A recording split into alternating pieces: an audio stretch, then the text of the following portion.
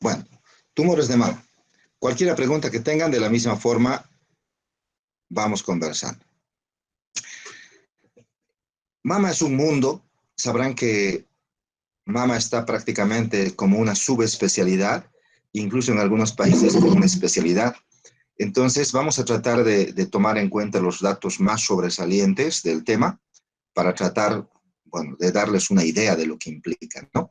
Al final es una pelea, o siempre fue una pelea, ya que mama, nos peleamos entre los cirujanos y los ginecólogos, ya que ambos abarcamos el tema, ¿no? Y lógicamente el que más está relacionado son los cirujanos oncólogos, pero han aparecido subespecialistas exclusivamente en mama, ¿ya? Entonces, la glándula mamaria es una glándula sudorípara, está considerada como una glándula sudorípara, cuyos límites normalmente hacia arriba está la segunda, tercera costilla, y hacia abajo la sexta, la séptima costilla. En la parte interna se encuentra lo que es el esternón, y en la parte externa está lo que es la axila, la línea axilar media, ¿ya? Sin embargo, la glándula mamaria normalmente tiene una prolongación, es como una coma hacia la axila, a la cual se le ha llamado la cola de Spence. Muy importante para poderla examinar y para poder ver patologías de esta glándula, ¿no? El peso normalmente de 30 a 50 a 500 gramos que va pesando dependiendo de la etapa en la cual se la va midiendo, ¿no? Dentro de lo que es la mama, tiene una cubierta cutánea, una piel de 0,8 a 3 milímetros de grosor prácticamente, y una de las partes importantes es lo que es la areola y el pezón. En esta parte existe un engrosamiento epidérmico discoide pigmentado, como están viendo, donde prácticamente existe, bueno, esta región es rica en melanina y existe alta inervación sensitiva. Acá también se encuentran los tubérculos de Montgomery, de 15 a 20 tubérculos de Montgomery, y aquí, lógicamente, va a desencadenar todo lo que son los conductos en relación al pezón, ¿no? Entonces, esta es la glándula mamaria. Esta es la cola de Spence que les decía, es la glándula mamaria, pero hay una parte de la glándula que se mete a la región de la axila, ya que en toda la examinación que se hace de mama, siempre se va a examinar también la parte de la axila, queriendo tocar parte de lo que es la glándula, ¿no? Y lógicamente también tratar de buscar ganglios. En relación a los ganglios, que son muy importantes para la patología tumoral, estos ganglios se los divide en 3 niveles. Entonces, el nivel 1 son ganglios satelitales de la vena mamaria. Esta prácticamente está en la parte de la escápula, hacia atrás y en la parte de la axila. El nivel 2 es un grupo axilar central que se encuentra por debajo del pectoral menor. Y el nivel 3 son ganglios que están prácticamente debajo de la clavícula. En toda patología mamaria siempre hay que buscar ganglios. Si bien existen patologías benignas y patologías malignas, que los vamos a ver enseguida, pues lamentablemente uno de los cánceres más importantes en todo el mundo se ha vuelto la glándula mamaria y el cáncer de mama. De ahí de que la mayor parte de los tumores siempre hay que tratar de examinarlo. Y se han hecho mucho en relación al estudio de estas adenopatías. Incluso se han hecho estudios donde se puede detectar ganglios centinelas, se lo llama así, ¿no? Entonces, si existe un tumor acá, entonces lo que se ha hecho es infiltrar al tumor sustancias radioactivas. Y de este tumor, pues estas sustancias radioactivas van a ir a los ganglios más sobresalientes del tumor, para lógicamente sacar el tumor y los ganglios. Porque cuando la cosa es bien grave, pues cuando hay un cáncer prácticamente, lo que se trata es de sacar toda la glándula más estos ganglios. Con un ganglio que se quede, lógicamente de ahí se disemina, pese a hacer la quimioterapia y demás, ¿no? Bueno, dentro de lo que es la glándula mamaria, la unidad constitucional de la glándula mamaria es el lobulillo mamario. Esta glándula mamaria está conformada con una especie de, asemejándola, parecería como una flor, que tiene varios pétalos prácticamente, ¿no? A todos estos se lo ha llamado la unidad constitucional, que es el lobulillo mamario. el cual está constituido por un conducto galactóforo, como podrán ver en esta imagen. Es un conducto grande. Hay un seno galactóforo, prácticamente como decir toda esta parte, vendría siendo el seno galactóforo. Hay conductos secundarios y terciarios en algunos casos, y los acinos terminales, ¿no? En la historia de la patología mamaria, bueno, hay que dirigir la historia a situaciones sobresalientes de la glándula. Uno es, por ejemplo, la edad. Muy importante la edad.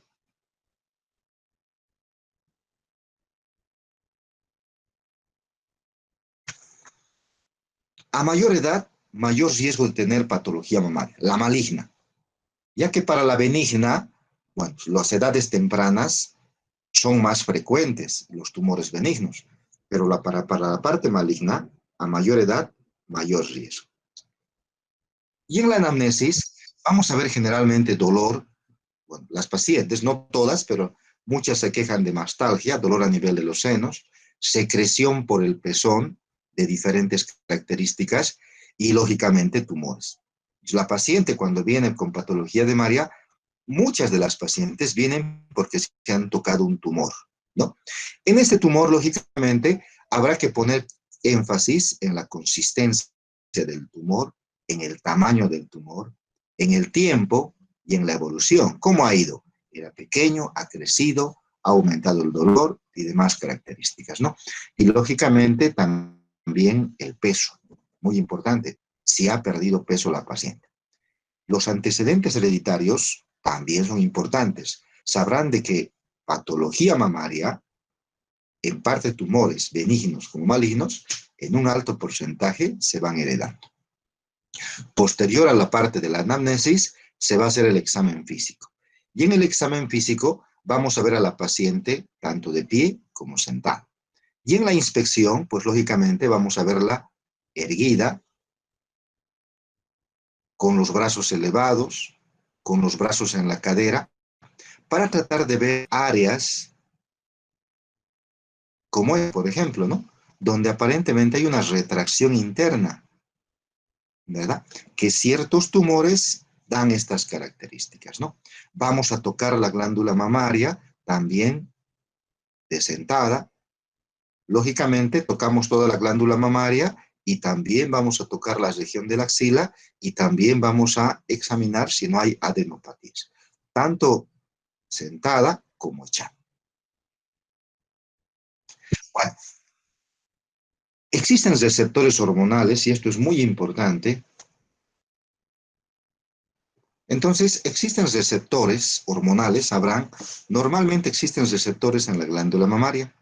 Hay receptores de estrógeno y progesterona, y es en base a estos receptores que la glándula mamaria desde la adolescencia va creciendo, puesto lógicamente los ovarios van produciendo estrógenos y progesterona, ¿ya?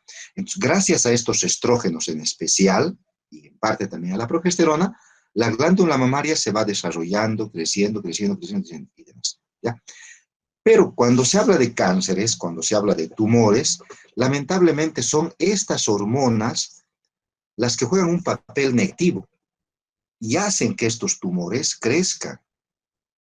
Y lógicamente en los cánceres es peor.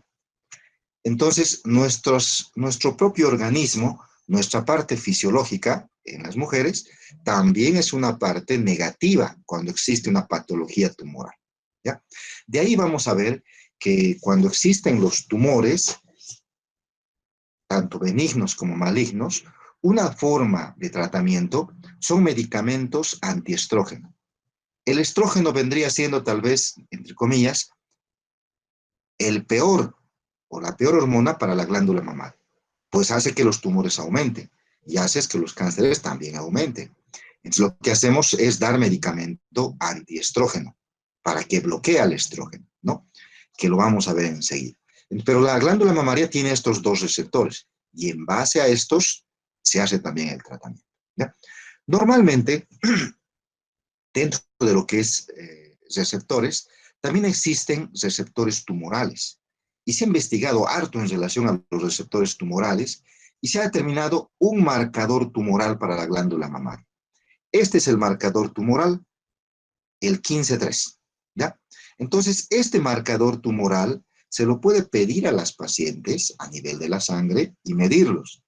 Y si estos están elevados, más allá de los rangos normales, sospechamos una patología mamaria relacionada con un cáncer. Sabrán de que esto, prácticamente en todos los tumores, bueno, en la mayor parte de los tumores, existen marcadores, ¿no? ¿Qué les digo? Por ejemplo, en el cáncer de ovario existe el CA125. Si pedimos el CA125 y es elevado, pues sospechamos de ovario, ¿ya? En mama hay otro, en hígado hay otro, en intestino hay otro. Pero el de la glándula mamaria, ya que este es el tema, es el CA15-3. Este es el específico de la glándula mamaria. Bueno, ¿cómo hacemos para estudiar la glándula mamaria? Lógicamente, la parte del examen físico es fundamental. Y aquí vamos a tocar todas las características y vamos a hacer más del 50% del diagnóstico, es la parte de la anamnesis y el examen físico. Pero el apoyo diagnóstico lo vamos a conseguir a través de la mamografía y ecografía. Estos dos son los estudios más sobresalientes y más comunes, se podría decir, para iniciar el estudio de la glándula mamaria ante la presencia de un tumor o alguna patología que detectemos. Mamografía y ecografía. Actualmente, los dos estudios casi están, se podría decir, juntos y complementarios en la mayor parte de los estudios de la glándula mamaria, ¿ya? Sin embargo, hay otros estudios que ya son un poquito más complejos, cuando ya tenemos diagnósticos un poquito ya más grandes, se podría decir, o más complicados, ¿no? La tomografía, que la conocemos, la resonancia, que la conocemos también, y este es el tercero, tomografía por emisión de positrones, el TEP. Esta tomografía vendría siendo tal vez una de las mejores para tumores. En Cochabamba no tenemos todavía la tomografía por emisión de positrones. En La Paz existe. Es un estudio más sofisticado, más exacto, se podría decir, para los tumores, donde ya implica radiación prácticamente hacia la paciente para hacer un estudio. Pero lógicamente nos da resultados, pero pues sumamente importantes, ¿no? Sin embargo, volviendo al inicio, cuando queremos iniciar vemos una patología mamaria, pues tenemos que prácticamente iniciar los estudios y lo vamos a iniciar con la mamografía y ecografía, ¿ya? Sabrán de que la mamografía está indicada arriba de los 40 años. En menos de personas menores de 40 años también la podemos hacer. El problema es que por la densidad de la glándula mamaria, los resultados no son muy exactos, no son muy seguros. De ahí de que antes de los 40 años en patología mamaria, es mejor pedir una ecografía, mucho mejor, ¿ya? Pero la mamografía se ha vuelto un screening en la patología mamaria. Entonces, se indica que toda paciente arriba de los 40 años, lo ideal es de que se haga una mamografía cada año para poder detectar. A través de la mamografía se pueden detectar lesiones mínimas y lógicamente que nos van a avisar el riesgo que la paciente tiene de que esté iniciando un cáncer en ese momento, ¿no? Entonces, anormalidades de la densidad, vamos a ver masas asimétricas, distorsión de la arquitectura del tejido de la glándula mamaria, vamos a ver microcalcificaciones, anormalidades en los ganglios axilares, cambios en la piel, en el pezón y demás, ¿no? 10% de los casos no son detectados mediante esta técnica. Entonces, de ahí de que es complementaria, y hay que complementarla con la ecografía, y también con la clínica, y también con los marcadores tumorales que acabamos de ver, ¿no? La mamografía es muy importante. La ecografía es complementaria. Les vuelvo a decir, en pacientes jóvenes, lo que más se hace es una ecografía. Bueno, la ecografía define malas masas. Si tocamos un tumor, que si yo quiero saber si ese tumor es sólido o líquido, pues el que me va a dar las luces es la ecografía. Aquí voy a saber la consistencia del tumor, ¿no? Quistes mamarios bien circunscritos, con márgenes uniformes, en un centro sin ecos. O voy a ver, en el caso de cáncer, prácticamente masas de paredes irregulares, márgenes con enlace, con realce prácticamente acústico, y también la ecografía me podría servir para hacer una guía de la biopsia, o una punción, en todo caso, con aguja fina, o con aguja gruesa, dependiendo del cuadro, ¿no? Entonces, sin embargo, tumores menores de 1 centímetro en la ecografía no se logra evidenciar, ¿ya? Pero esta ecografía, prácticamente a través del Doppler, que se ha complementado a la ecografía, nos ha dado muchas más luces de la patología de los tumores en relación al flujo que estos presentan y al mayor riesgo, lógicamente, de que estos puedan tener una lesión maligna, ¿ya? En las pruebas de laboratorio vamos a pedir todas las pruebas de rutina: hemograma, plaquetas, fosfatasa alcalina, que está muy relacionada con los tumores, y marcadores tumorales. De todos los marcadores tumorales para mama, el más específico es el CA15-3, como les decía, ¿no? Vamos a pedir un perfil hepático ya para ir viendo el funcionamiento del organismo en caso de que tengamos que hacer algún tratamiento, ¿no? Bueno, y las neoplasias benignas. Muchas neoplasias benignas tenemos desde lo que es la enfermedad fibroquística, el fibroadenoma, el tumor filoide, el papiloma intraductal, los adenomas, adenoma tubular, adenoma de la lactancia. Muchos.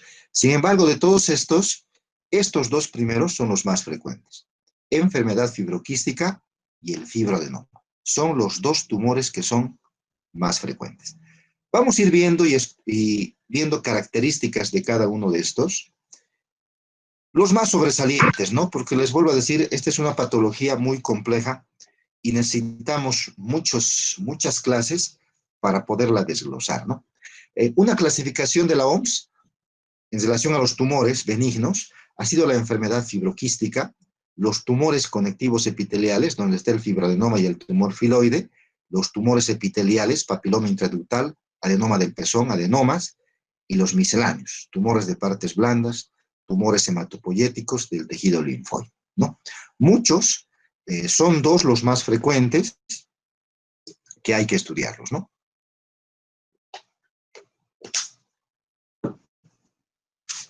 Enfermedad fibroquística. Es la patología más frecuente de la glándula mamaria. Su expresión clínica de una perturbación histológica del lobulillo mamario. Es el lobulillo mamario que ha sufrido una perturbación en lo que es el tejido. Es una mezcla, por eso se habla de fibroquística, de tejido y líquido. También hay líquido. Es un quiste con tejido, ¿no? Entonces, afecta el ductus, afecta el acino, afecta el estroma, afecta el tejido graso de todo lo que es el lobulillo mamario. Sin embargo, estos tumores se presentan como una reacción exagerada del tejido mamario a niveles hormonales. Entonces, este es el problema de la enfermedad fibroquística. Si quieren, hormonalmente van aumentando y van creciendo, ¿ya? Alguna vez van a ver que cuando la paciente se estimula el tumor, es decir, se toca con mucha fuerza, se trata de masajear y demás, el tumor más bien aumenta. Entonces, al estimular al tumor, lo que haces es activas un proceso inflamatorio y haces que el tumor aumente de tamaño. De ahí que muchas veces a las pacientes, cuando se encuentran estos tumores, en especial adolescentes, entre adolescentes y jóvenes, pues lo que más les decimos es: trata de olvidarte, trata de alejar de tu mente y trata de no molestarlo. No lo estimules, porque vas a hacer que crezca, ¿ya? Son tumores prácticamente que dependen de las hormonas. Y en la adolescencia y en la etapa de inicio de la juventud, pues estas hormonas van a ser mayores. De ahí de que no todos estos tumores, bueno, cuando son relativamente grandes, arriba de 2 centímetros, cuando producen dolores, cuando hemos visto que han crecido, hay que sacarlos. Pero si los ves que son pequeños, lógicamente le haces una ecografía, ves que todo está bien, a momentos es dejarlos y esperar simplemente controlarlos, ¿no? Generalmente estos tumores, en una gran mayoría, son asintomáticos, ¿ya? Pero en algunos sí podría producir mastodinias, dolores. Dolor en el cuadrante superexterno de la mama, irradiado a los brazos en la mayor parte de los casos, y en la mayor parte de los casos las enfermedades fibroquísticas son bilaterales, ¿ya? Les decía que en algunos casos no es recomendable sacarlos, aún sean pequeños, porque como son hormonales, vuelven. Y con que se quede una parte del tejido, bueno, ¿no? Se han hecho muchos tratamientos de estos tumores, en especial en base a la vitamina E, que es un revitalizante. Mucho se ha hablado sobre la vitamina E, incluso hay artículos que indican de que no hace nada, pero en muchos casos se ha visto una gran mejoría, ¿no? Progesterona, se ha relacionado mucho al uso de la progesterona, al uso de la bromocriptina, ya que cuando hay estas patologías hay que pedir varios laboratorios, también hormonalmente hablando, y también se pide lo que es la prolactina en algunos casos, ¿verdad? Porque hay muchas pacientes que tienen estos tumores y además tienen fluido, secreción láctea, se podría decir, por el seno. Entonces, la bromocriptina, como sabrán, es un inhibidor de la lactancia, inhibe la prolactina y de esta forma inhibe la producción de leche y además, bueno, con algunos tumores que son dependientes de prolactina, pues nos ayuda, ¿no? El danazol, eso es un medicamento muy utilizado también en parte de la glándula mamaria. El danazol es una hormona androgénica. Entonces, la mujer produce estrógenos y el hombre produce andrógenos.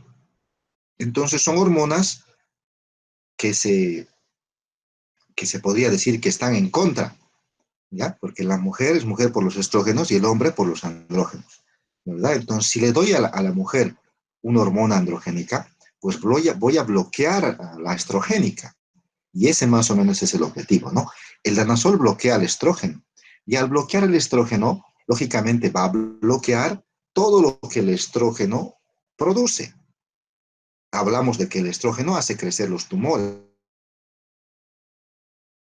Nos vamos a hacer que dejen de... Pero no se olviden del útero, porque también el estrógeno hace que exista menstruación cada mes.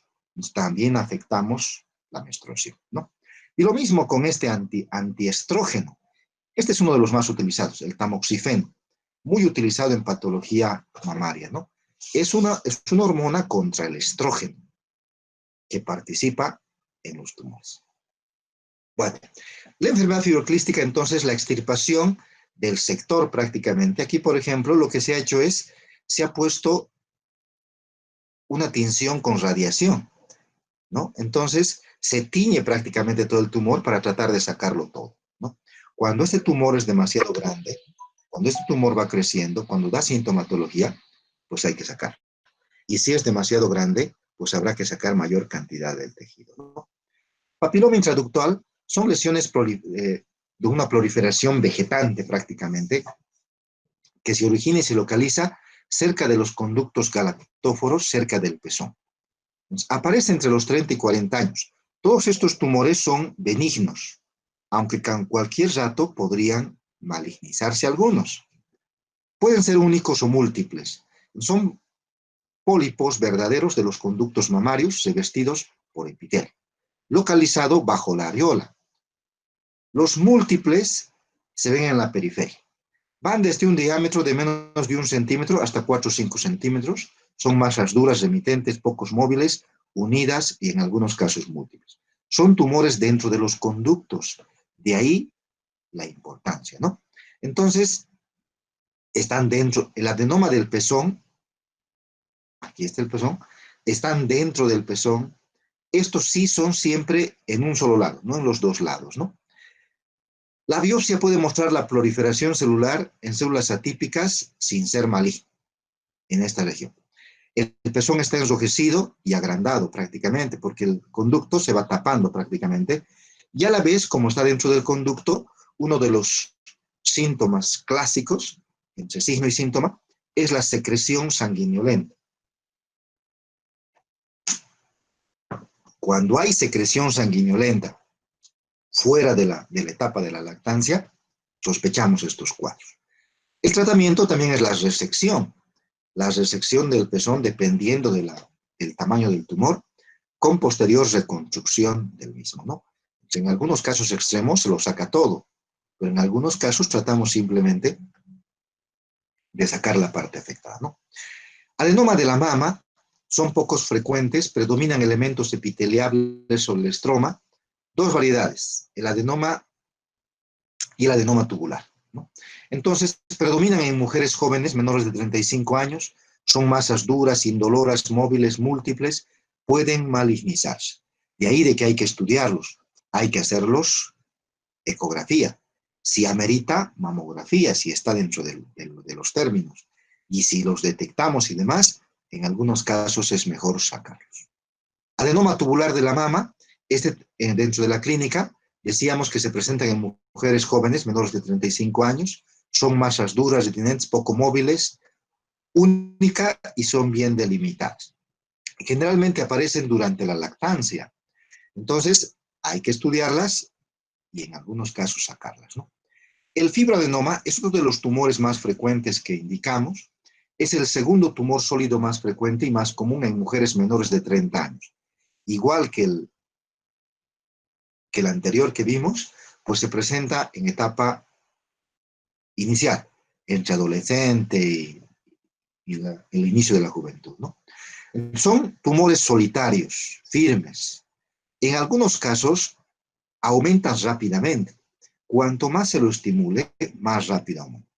Pueden ser lobulosos, pero se deslizan fácilmente, ¿no? Haciendo una ecografía con un Doppler, tranquilamente nos da el diagnóstico y el riesgo de malignidad o riesgo de benignidad a través del Doppler. Si nosotros vemos que es prácticamente ninguna característica de malignidad, todo relacionado a un fibroadenoma, a momentos es mejor observarlos. Pero si vemos que estos crecen, si vemos que producen sintomatología, mastalgia y demás, pues hay que retirarlos. Se producen por proliferación del estroma y el epitelio, se relacionan con cambios hormonales de la mujer. De ahí de que si sacamos, porque generalmente algunos casos son únicos, pero en algunos casos van siendo 2 o 3 o van combinándose con otro. Si sacamos solamente y lo dejamos una pequeña célula, podríamos decir, a través de esa igual van a seguir proliferando, porque son hormonodependientes. Y la mujer todos los meses va a producir hormonas, ¿no? Se relaciona con los cambios hormonales de la mujer, se palpa tumores duros, indoloros, móviles, ovoideos que miden de 2 a 4 centímetros. El tumor filoide, estos ya son más raros, es un fibroadenoma intracanalicular con proliferación del tejido conjuntivo, indoloro cuando está todavía pequeño. Crece rápidamente y puede llegar a ocupar toda la mama con alteración circulatoria, ¿ya? De todas las patologías, en mama ocupa el 1%. Este crecimiento brusco y rápido es como un fibroadenoma, pero que crece mucho más rápido. Más frecuente entre los 40 y 50 años, generalmente es unilateral, y son tumores que crecen rápidamente, ¿no? El tratamiento, cuando se encuentra de esta forma, pues es mejor sacarlos. Aquí no vamos a esperar, ¿verdad? Hacemos los estudios y es mejor sacarlos. Y dependiendo del tamaño, pues se podría hacer una resección amplia o una mastectomía simple, dependiendo del tamaño, ¿no? Existen otros tumores que son tumores de partes blandas. Hablamos de lipomas, neurofibromas, tumores de células granulares, hemangiomas, histiocitomas, de los quistes simples también que se encuentran acá, ¿no? Estos, si bien su frecuencia no es tan determinante, pues también habría que analizarlos, ¿no? Por ejemplo, los quistes mamarios. Quistes mamarios pueden presentarse a cualquier edad. Su mayor incidencia son entre 40 y 55 años de edad. Pueden ser únicos o múltiples y el tamaño es variable, desde milímetros hasta varios centímetros. Lo que generalmente se hace, estudiándolos a través de la ecografía, mamografía y demás, es hacer una punción y aspirarlos, ¿no? Los lipomas, bueno, son tejidos de grasa prácticamente, que también se encuentran en la glándula mamaria, que hay que estudiarlos. que hay que hacer ecografía, mamografías, marcadores tumorales y demás. Lo peor que se puede hacer en glándula mamaria es esperar cuando se trata de un tumor maligno. En maligno no se puede esperar, hay que hacer un tratamiento rápido, ¿ya? Entonces, hay que estudiarlos. No es solamente pura clínica, es la clínica complementaria con estos estudios, ¿no? Y los tumores malignos, que vamos a hablar lo más sobresaliente para darnos una idea. Los tumores malignos se presentan generalmente, la media de la edad son a los 56 años. Menores de 40 años, la probabilidad de que tengan es un 10%, sin que quiera decir que no hay. También hay cánceres en pacientes jóvenes, pero el porcentaje es menor, ¿ya? Mayor incidencia entre los 40 y 60 años. El cáncer es la proliferación acelerada, desordenada, no controlada de las células pertenecientes a distintos tejidos de la glándula mamaria. La incidencia del cáncer aumenta proporcionalmente a la edad. Es más frecuente entre 40 y 50 años. Y ahí que dijimos que el screening, la mamografía anual, es arriba de los 40 años, independientemente, ¿no?, que tenga o que no tenga sintomatología. Los principales factores para el cáncer, muchos factores, ¿no? Y este cuadro habría que analizarlo para tratar de ir tomando en cuenta estos factores, ¿no? La edad. Arriba de los 40 años, mayor probabilidad de tener cáncer de mama, ¿ya? La parte geográfica. Se ha visto que los países de Europa y demás tienen mayor incidencia de este tipo de tumores. En cambio, en nuestro medio, si bien también es alta, pero es menos en relación a ellos, ¿no? El nivel socioeconómico. Se ha visto que las personas que tienen un nivel socioeconómico alto, si vale el término, las personas ricas, entre comillas, tienen más probabilidades de hacer cáncer de mama. Es relacionado con la dieta más que todo. Este es importante, el embarazo. Pacientes que se embarazan arriba de los 30 años tienen más riesgo de hacer cáncer de mama. Y esto es muy importante en nuestra carrera, porque nuestra carrera es demasiado larga. La carrera no solo implica ser médico, implica ser especialista, implica ser subespecialista, y siempre la parte de los hijos van siendo retrasados. Tenemos que estar conscientes que una mujer que tenga su primer hijo arriba de los 30 años tiene mayor riesgo de que haga un cáncer. Y si no tiene hijos, peor todavía. Las oferectomías. Si la paciente tendría una oferectomía, la probabilidad de cáncer es menos. El problema son los estrógenos. Los ovarios producen estrógenos. Y estos estrógenos cada mes van estimulando y podrían en algún momento producir tumores. La obesidad, de la misma forma, sabrán de que la grasa se transforma en estrógeno y es mayor estimulación. Menarquia precoz, lógicamente, mayor producción de estrógeno. Menopausia tardía, mayor producción de estrógeno. Y el antecedente familiar, la herencia, también participa. Bueno, varios tumores. Esto más que todo lo van a ver en la parte de patología, simplemente para mencionarles. Hay tumores que derivan del epitelio ductoglandular, los carcinomas, que son los más frecuentes. Dentro de estas tenemos los carcinomas in situ, que no invaden el estroma, pero tenemos carcinoma ductal in situ, tenemos el carcinoma lobulillar in situ, tenemos carcinomas infiltrantes, 95% de las neoplasias malignas, y dentro de estas tenemos un montón de variedades.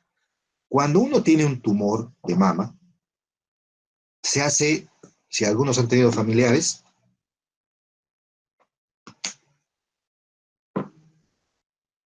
se hace inmunohistoquímica para saber qué tipo de tumores de estas características. ¿Cuál es?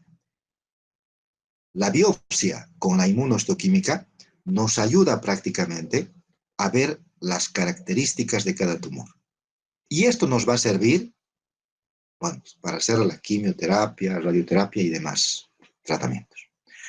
Dentro de los tumores malignos vamos a ver algunos: el mixoma gigante o cistosarcoma filoide, el sarcoma, el carcinoma infiltrante en siso, el carcinoma agudo inflamatorio, el adenocarcinoma y la enfermedad de Paget. Vamos a ver sus características de algunos. El 70% acude a la consulta porque la paciente se palpa un tumor. El 10% es hallazgo del médico. 5 a 10% es por dolor. Un porcentaje es por secreción por el seno. Otro porcentaje es por heridas en la glándula mamaria, enfermedad, en especial la enfermedad de Paget. Y en casos avanzados es por retracción de la piel de naranja y demás características, ¿no? Vamos a ver el adenocarcinoma. Tumoración que no produce retracción de la piel, no produce tampoco piel de naranja. Es de crecimiento lento, pero va creciendo a gran tamaño. Existen ganglios tardíos de 18 a 24 meses, hay hemorragia por el pezón. Generalmente, el adenoma papilar se presenta entre los 30 a 70 años, el cáncer ductal o de comedones a los 50 años, y el cáncer gelatinoso en mujeres seniles, que son todas sus variedades. Hay que estudiar mamografía, ecografía y demás, y lo ideal es sacarlos y hacer lógicamente quimioterapia, radioterapia, dependiendo de la situación. La enfermedad de Paget, esta es muy característica, se presenta en mujeres de 50 años, son raros, pero generalmente son bilaterales en los dos senos, y más está relacionado al pezón y la areola, ya que se van formando una especie de heridas costrosas prácticamente, con costras, eczemas, lesiones prácticamente en esta región, acompañado de masas firmes detrás del areola, con ganglios axilares en un 50%, y la supervivencia a los 5 años es de 48%, lógicamente con tratamiento, ¿no? La enfermedad de Paget. El carcinoma inflamatorio.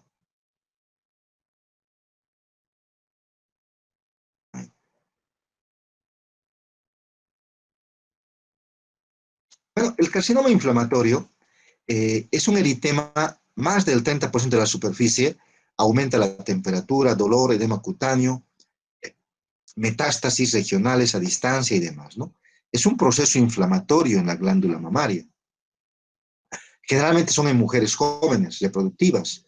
Nódulo primario en pocas semanas, se infecta la piel, tiene varias semanas, lesión rojo-púrpura, piel de naranja, fiebre, ganglios axilares, adenopatías y demás, ¿no? Generalmente fatal al año. A pesar del tratamiento, generalmente máximo aguantan hasta los 5 años. Hay que hacer mamografía, ecografía y hacer todo el tratamiento, ¿no? Si una paciente viene con una mama inflamada, con todo un proceso inflamatorio, con la triada de Celsius y demás, lo que tenemos que hacer, bueno, pues lo tratamos como una mastitis, que es más frecuente en el puerperio, ¿no? Entonces le damos los antibióticos y demás. Si se hace un absceso, que generalmente hacemos eso con los antibióticos, lo drenamos. Pero una vez que hemos drenado y damos los antibióticos, esa glándula mamaria cura y cede. Pero si tú ves de que pese al tratamiento y demás, persiste el proceso inflamatorio, persiste la infección y demás, sospechamos de este cuadro. El mixoma gigante son mujeres perimenopáusicas, masa de crecimiento lento de 6 a 7 años, baja malignidad 10%, proliferación lobulada, móviles con quistes encapsulados, ¿no? No da retracción del pezón, de la misma forma hay que estudiarlos y hay que sacarlos, ¿no? El sarcoma se presenta en mujeres perimenopáusicas, crecimiento rápido, duro, malignización de un fibroma, rápidamente osteogénico con la metástasis, linfo, mio o lipo o mielosarcomas, sus variedades. Frecuentemente afecta la piel, no hay ganglios o hay menos en esta patología, hay que estudiarlos y hay que sacarlos y hay que complementar el tratamiento, ¿no? El carcinoma en siso infiltrante, también en mujeres perimenopáusicas, tumores de 3 a 4 centímetros que llegan a 8 meses, nódulo único, duro, irregular, fijo, contacto directo por atrofia del tejido mamario, retracción del pezón, tejido estelar con calcificaciones, cadena de ganglios. Este sí produce muchísimos cambios. Y la clave prácticamente de patología mamaria es la mamografía, decíamos, ¿no? Y en la mamografía, el Colegio Estadounidense de Radiólogos ha establecido prácticamente una clasificación de los hallazgos de la mamografía que se ha denominado VIRAT, ¿no? Entonces, a través de esta clasificación, uno puede saber el riesgo que la paciente tiene, ¿no? Entonces, cuando pidan una mamografía e incluso una ecografía, que también ahora está relacionado, en el diagnóstico de la mamografía se les va a poner VIRAT 0 o VIRAT 1. ¿Ya? Cuando se les pone VIRAT 0, quiere decir que el estudio es insuficiente. Son necesarios otros procedimientos para poder determinar qué es lo que tiene la paciente. Entonces, no está definido. Pero si se pone VIRAT 1, este sí es negativo. Seguimiento anual, como a todas las pacientes arriba de los 40 años. Si se le pone VIRAT 2, son hallazgos benignos. Seguimiento también anual. El problema es desde el VIRAT 3. El VIRAT 3 es probablemente benigno, pero amerita un nuevo estudio a los 6 meses, a los 12, a los 24 y a los 36, para determinar que este no tenga características malignas, ¿no? El VIRAT 4 ya es sugerente de malignidad. Debería considerarse tomar material histológico, biopsia, para poder determinar el tipo de tumor. El VIRAT 5, altamente sospechoso de malignidad. Aquí, biopsia más tratamiento. Y el VIRAT 6 es un carcinoma confirmado, que aquí sí hay que ser más drásticos en el tratamiento.